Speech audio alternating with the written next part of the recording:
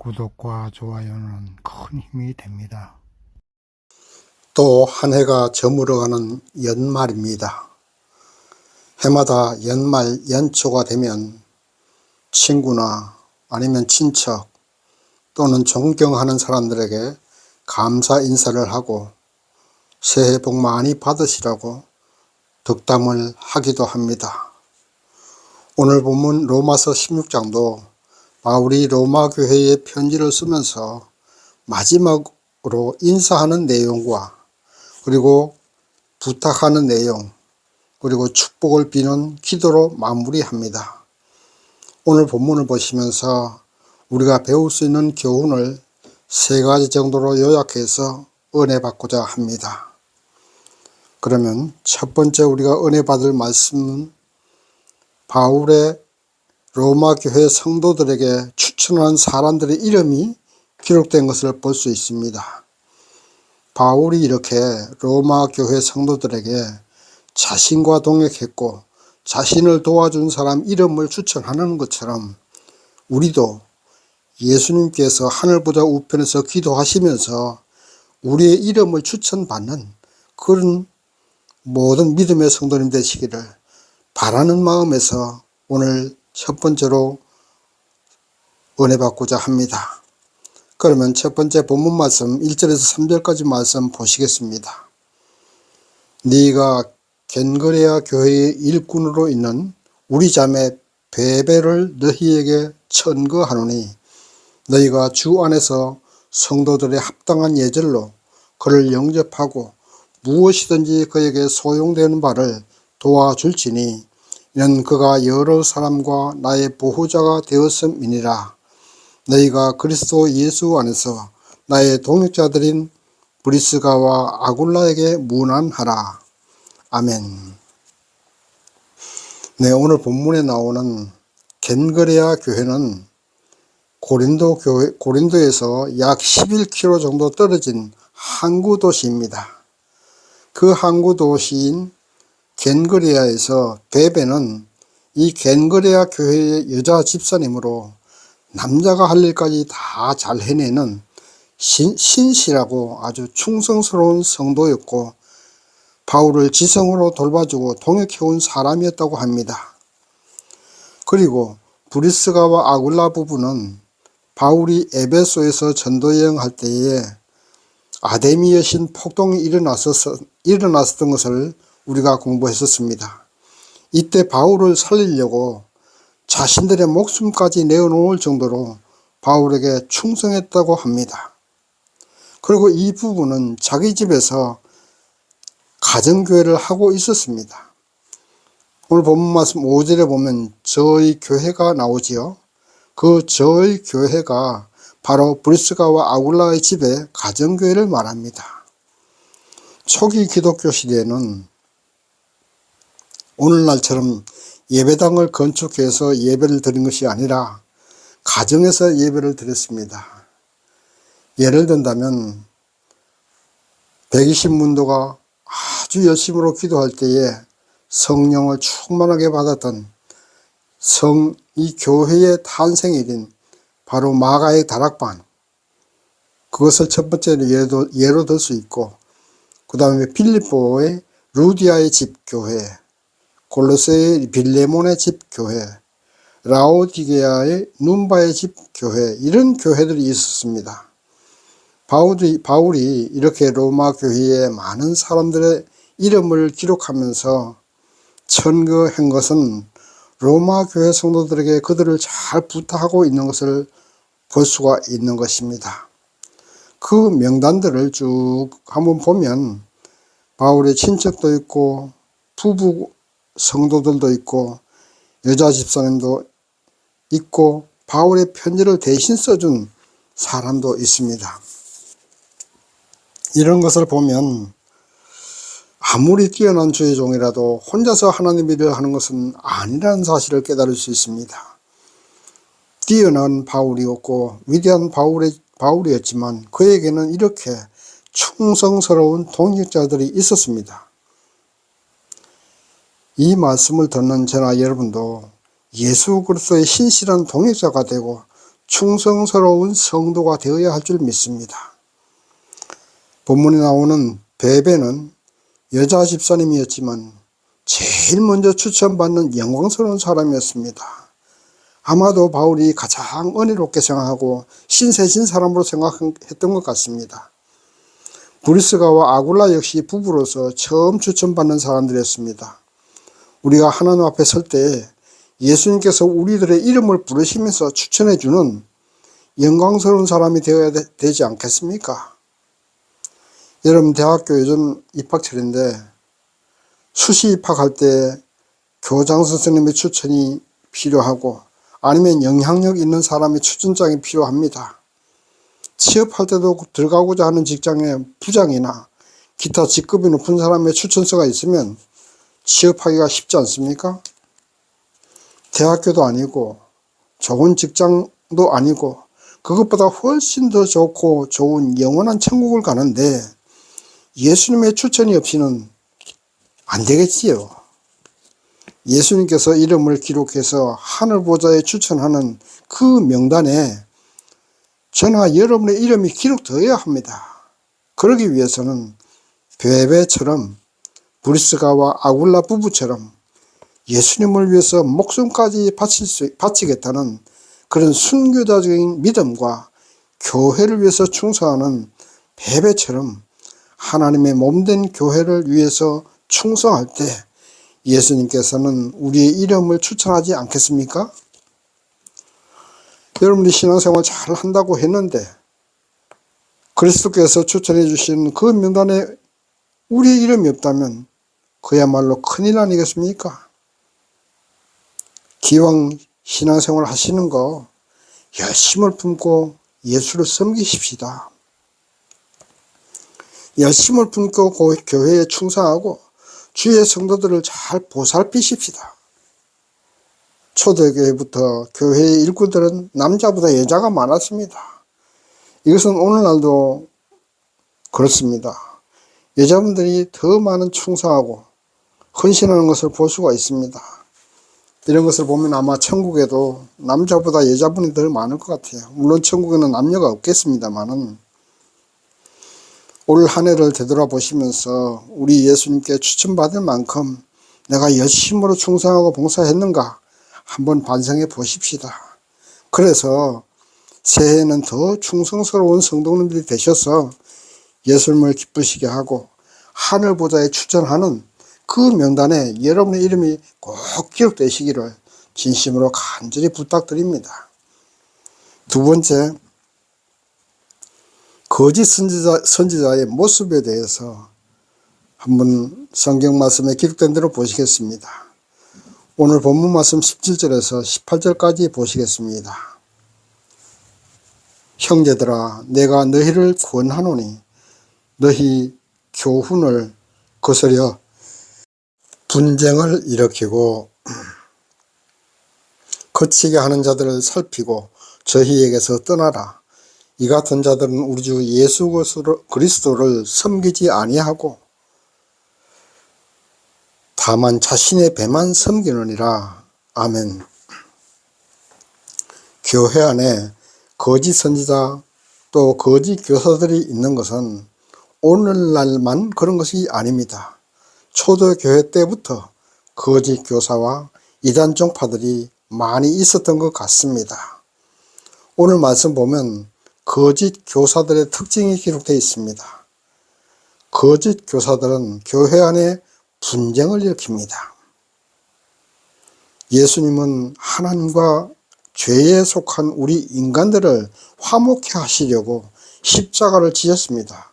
그런데 거짓 교사들은 그렇지 않고 파벌을 조성하고 분쟁을 일으키는 것이 특징입니다. 그러므로 교회 안에 분쟁이 일어나서는 절대 안 되겠습니다. 그렇다고 무조건 예스맨이 되라고 말씀드리는 것은 아닙니다. 아닌 것은 아니라고 말을 해야 하겠지만 분쟁을 일으키고 교회가 분열되게 해서는 안 되겠다는 것입니다. 그리고 또 한 가지는 거짓 교사들은 예수 그리스도의 자리에 자신을 세우는 사람들입니다. 우리를 구원하신 분은 예수 그리스도 한 분밖에 없습니다. 천하에 구원을 얻을 만한 다른 이름을 주신 일이 없는 하나님이십니다. 오직 예수님을 통해서만 우리는 구원받을 수 있습니다. 그런데도 이단 종파들은 자신들이 구세주라고 합니다. 그리고 자신을 섬기라고 합니다. 그래서 돈도 뺏고 몸도 빼앗습니다. 그런데도 많은 사람들이 그런 이단 종파에 현혹당하고 넘어가고 있습니다. 성경의 어떤 특정한 구절을 인용해서 자신이 구세주인 양 자신의 가르침이 참 진리인 것처럼 현혹합니다.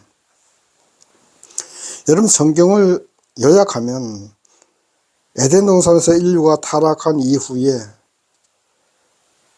인간은 죽음과 죄악에 빠져서 어쩔 수가 없을 때에 하나님께서는 너희들을 구원할 메시아가 오실 것이다, 그렇게 예언한 것이 바로 구약 성경입니다.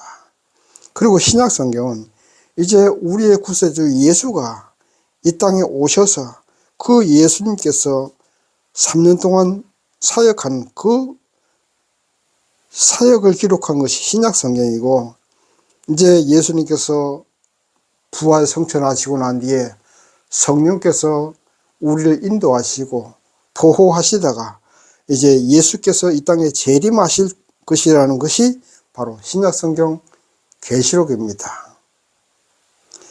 이렇게 우리가 신약 성경을 요약할 수 있는데, 이 예수님을 믿음으로만 구원을 얻을 수 있는 것이 바로 성경의 진리이고 요약입니다. 그런데 이러한 진리인 성경에서 떠나서 자신의 철학을 가르치고 성경의 말씀을 왜곡해서 진리인 것처럼 미혹을 합니다. 옛날 목수들은 못을 사용하지 않고 나무끼리 잘 연결되도록 짜 맞춤으로 제작을 했습니다. 그것처럼 성경의 구절들을 잘 맞추어 가지고 자신의 가르침과 자신의 어떤 그 진리를 왜곡해서, 자신의 진리에 성경을 왜곡해서 짜 맞춥니다. 그래서 그 자신의 가르침과 자신의 교훈이 진실인 것처럼 또 하나님의 말씀인 것처럼 사람들을 현혹합니다. 그래서 많은 사람들이 성경을 가지고 짜 맞추니까 그것이 참 진리인 것처럼 그렇게 그만 유혹당하고 넘어가고 맙니다. 그래서 그들에게 충성합니다. 인생도 다 바칩니다. 돈도 다 바칩니다. 그러나 그 끝은 멸망이고 상처만 남습니다. 성경을 볼 때도 전체적인 면을 알고 그 다음 전체적인 줄거리 속에서 각 구절들을 보아야 됩니다. 우리가 어떤 사람들이 저술한 책을 읽거나 아니면 어떤 사람들의 주장을 볼 때도 전체의 줄거리를 보아야 하는데, 정치인들이나 언론에 종사하는 사람들은 한마디 말을 인용을 해서 전체를 오도하고 한 사람을 완전히 매도합니다. 그래서 자신들의 배를 불리고 자신들이 참이고 자신들이 진실한 애국자들인 것처럼 행세합니다. 우리는 참인지 거짓인지를 구분할 때 전체를 바라보고 그 사람의 행실을 보고 열매를 봐야 됩니다. 입으로는 진리를 외치고 애국을 외치고 국민을 외치면서도 그 하는 행실을 보면 사기꾼이고 거짓말장이고 폭력배, 강도들인 것을 볼 수가 있겠습니다. 열매와 행실이 자신의 배를 채우는 사람들, 자신의 출세를 위해서 온갖 추악한 행동을 하는 사람들, 이런 사람들이 거짓 교사들이고 이단 종파이고 거짓 애국자들이고 양의 탈을 쓴 늑대들입니다. 전체적인 산을 보고 산 속에 있는 나무를 논해야 하는데, 산을 보지 않고 산에 있는 가시나무 하나를 산인 것처럼 말하면 안 되는 것입니다. 우리를 구원하신 분은 예수 그리스도 한 분밖에 없습니다. 그러므로 목사님이 구원해 주는 것도 아니고 신부들이 구원해 주는 것도 아니고 그렇다고 무당이나 스님이 구원해 주는 것도 아닙니다. 여러분이 드리는 헌금이 어떻게 쓰여지는지를 한번 살펴보십시오. 이단 종파들은 자신의 배를 불리는 데 사용합니다. 그러나 오늘 본문 로마교회 성도들은 유명한 목사도 없었습니다. 그렇다고 예수님의 제자들이 있는 것도 아니었습니다. 그냥 평신도들이 모인 그런 교회였습니다. 그런데도 그들은 순수한 믿음으로 바울을 기쁘게 하고 하나님을 기쁘게 하는 그런 교회였습니다.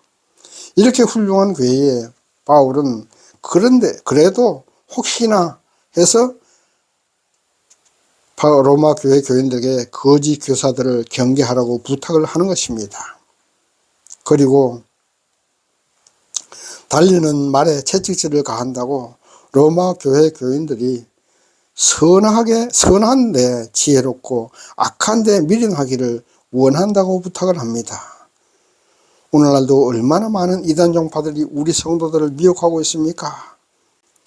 우리 정신 바짝 차려서 그러한 이단 종파의 가르친 거짓 교사들에게 미혹당하지 않아야 하겠습니다. 교회가 완전히 반쪽이 나는 교회도 많습니다. 이단 종파들이 들어와서 이런 이단 종파들을 잘 구분해내고 또 거짓 애국자들, 거짓 선동꾼들에게 현혹당하지 않도록 우리가 정신을 바짝 차려야 됩니다. 세 번째, 바울의 축도에 대해서 우리가 보겠습니다. 본문 말씀 7절 말씀 보시겠습니다. 27절 말씀 보시겠습니다. 지혜로운 하나님께 예수 그리스도로 말미암아 영광이 세세 무궁토록 있을지어다. 아멘. 로마 교회 성도들에게 예수 그리스도의 은혜와 영광이 세세 무궁토록 있기를 축원하면서 편지를 마무리합니다. 바울은 자신의 편지서는 그렇다고 그 가운데 그가 온 세상에 복음을 전해서 이방인들이 구원받게 하는 것은 바울 개인의 욕심과 생각이 아니라 하나님께서 선지자들을 통해서 계시하시고 예언하신 그대로 하는 것이라고 먼저 말함으로 자신의 편지와 또 자신이 말하고 있는 모든 그 가르침의 권위가 하나님께 있고 마지막에 하는 축복도 그 근원이 하나님께 있음을 말하고 있습니다. 사람이 하는 말이나 행동은 그다지 큰 권위가 없고 진실을 보장하지도 않습니다. 그러나 그 근원이 하나님께 있다면 그 사람의 말이나 행동, 편지가 바로 개인의 것이 아닌 하나님의 것이 되는 것입니다.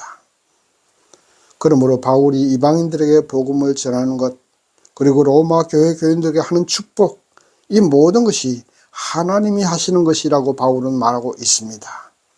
그러므로 오늘 이 자리에 있는 저나 여러분이나 모두가 하나님의 자녀들이고 하나님의 종들입니다. 그러므로 우리가 하는 행동, 우리가 하는 말도 하나님의 자녀들처럼 해야 되고 하나님의 종들처럼 해야 됩니다. 자식이 버릇이 없으면 부모들이 교육을 잘못 시켰다고 부모가 욕을 먹습니다. 그것처럼 교회 다니는 성도들이 잘못하면 하나님이 욕을 먹고 하나님의 영광을 가리게 됩니다. 그러므로 우리는 항상 하나님의 자녀다운 삶을 살아야 되지 않겠습니까? 그러면 하나님의 자녀다운 삶이란 무엇이겠습니까? 예수님처럼 이웃을 사랑하고 이웃을 섬기고 축복해 주어야 됩니다. 그리고 비굴하지 않고 아첨하지 않고 하나님이 나와 함께 하신다는 자신감을 가지고 사단을 대적하고 이단 종파들을 대적해야 됩니다.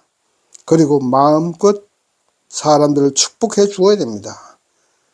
우리는 살아가면서 우리가 인식하고 있든지 아니면 인식을 못하고 있든지 간에 우리의 혀는 우리가 하는 말 한마디에 우리가 하는 행동 하나가 씨앗을 뿌리는 것과 같다는 사실을 깨달아야 됩니다. 사랑의 말, 축복의 말을 하면 그 말이 씨앗이 되어서 싹이 나고 열매가 맺어서 우리에게 돌아오게 됩니다. 사랑의 열매, 축복의 열매가 우리에게 돌아옵니다. 그러나 저주와 미움의 씨앗을 뿌리면 그것도 역시 열매가 맺는데 저주와 미움의 열매가 되어서 30배, 60배, 100배의 결실로 우리에게 돌아오게 되는 것입니다. 그래서 우리는 상대가 아무리 밉고 원수 같아도 할 수만 있으면 좋은 씨앗을 뿌려야 됩니다. 그래야 그 좋은 씨가 나에게 돌아옵니다. 바울이 축복으로 편지를 끝맺는 것처럼 모든 사람에게 축복을 빌어주고 모든 사람이 잘되게끔 도와주어야 됩니다. 그래야 그 열매가 나에게 돌아오는 것입니다. 내가 하는 말은 내가 가장 먼저 듣게 됩니다. 그리고 말하기 전에 내가 먼저 생각하게 됩니다. 그래서 그 저주의 생각과 그 저주의 말, 원망의 말을 하면 그 저주와 원망이 먼저 나에게 돌아오게 되는 것입니다. 먼저 내 마음속에 임하게 되는 것입니다. 그러니까 우리 모두 사랑해 주십시다. 하나님은 사랑이십니다. 하나님의 자녀답게 사랑해 주고 하나님의 자녀답게 축복해 주십시다. 할 수 있다는 긍정의 언어를 사용하고 믿음의 언어를 사용해야 됩니다. 그 말은 우리의 내가 가장 먼저 알아들어 우리가 할 수 있고 우리가 믿을 수 있는 것입니다. 그러므로 기회가 있을 때마다 축복해 주시고 좋은 말을 해 주십시다. 누구나 자기에게 좋은 말 하는 사람을 좋아합니다. 자신을 미워하고 자신을 싫어하는 말을 하는 사람을 좋아하는 사람은 아마도 찾기 힘들 것입니다. 어린 아이들은 자신을 예뻐하고 좋아해 주는 사람을 본능적으로 알고 있습니다. 동물들도 그렇지요. 강아지들도 본능적으로 자기를 좋아하는 사람을 알고 있습니다. 우리 눈에 안 보일 뿐이지 우리가 누구를 사랑하고 축복해주면 그 축복의 주파수, 사랑의 주파수가 상대에게 전달돼서 상대가 그것을 몸으로 깨닫게 됩니다. 알게 됩니다. 그러므로 우리는 모든 사람에게 사랑의 마음을 품고 그 사랑의 마음에서 우러나오는 사랑을 베풀고 축복을 베푸십시다. 설령 상대방이 나를 죽음으로 몰아 넣으려고 해도 우리는 그를 사랑하고 축복해 주어야 됩니다. 예수님께서 그러지 않았습니까? 십자가에 못 박는 그들을 위해서 기도해 주신 예수님입니다. 우리도 예수님을 닮아야 됩니다. 그래서 예수님의 자녀들이고 예수님의 하나님의 백성들처럼 그렇게 사랑해주고 축복해 줘야 됩니다. 그렇게 해야만 그 축복과 사랑이 나에게 돌아오게 됩니다. 상대방이 우리의 사랑과 축복을 받아들이지 않으면 거울에 반사되는 햇볕처럼 우리가 베푸는 사랑과 축복이 나에게 돌아오게 되는 것입니다. 이제 말씀을 정리합니다. 한 해를 보내고 새해를 맞이하는 시기입니다. 지난 1년을 돌이켜 보시고 바울에게 추천받는 본문에 기록된 많은 사람들처럼 예수님께서 우리의 이름을 추천해주는 영광을 받을 수 있는 새해가 되셔야 되겠습니다. 그러기 위해서 때로는 목숨까지 내어놓는 순교자적인 그 믿음과 이단 종파에게 휘둘리지 않는 반석 같은 믿음, 그리고 이웃을 내 몸처럼 사랑해주는 살아있는 믿음, 행동하는 믿음의 성도님들 되시기를 주님의 이름으로 축원합니다. 아멘.